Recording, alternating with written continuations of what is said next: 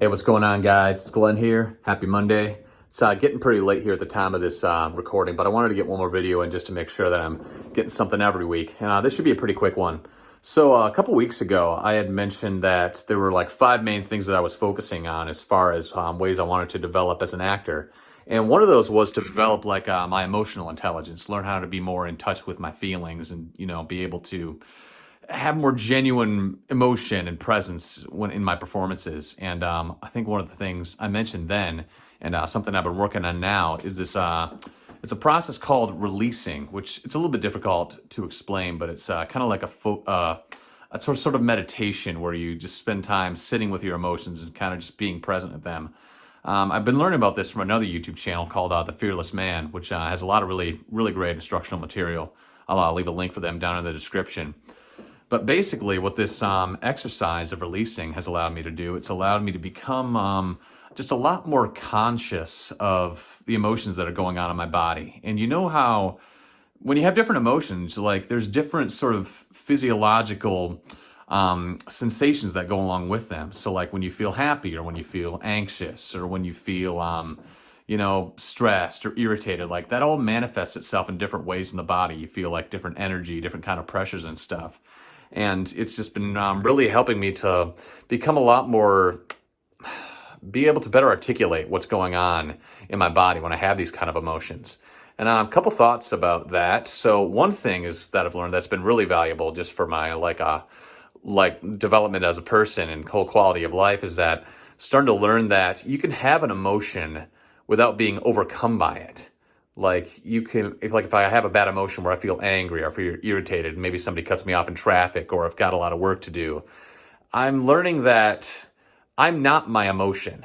My emotion is like a sensation that goes on in my body, and it's something that I can be the observer of without being totally immersed in, so to speak. So some people, when they get overwhelmed by something, they just start, it really gets into their head and they start telling themselves these stories and they, fall into this mental trap where they start feeling sorry for themselves or, they start getting really worked up.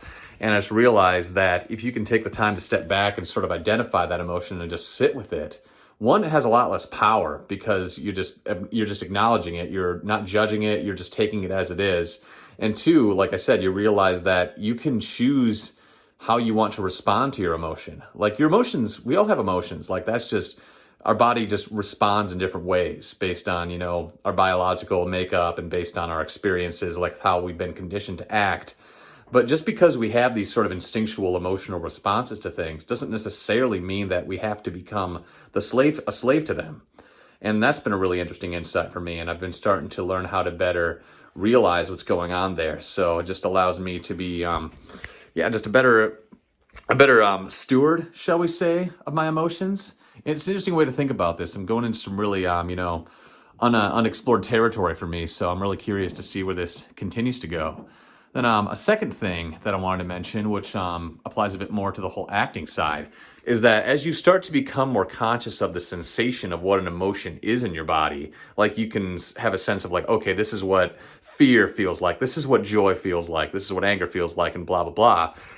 You start to be able to like manifest that emotion like at will in yourself. Like I can just sit and think like, okay, what does fear feel like? What does anger feel like? And I can sort of take on that emotion and exhibit what it feels like to feel that physiologically without letting it like overwhelm me and like without being stuck in that emotion.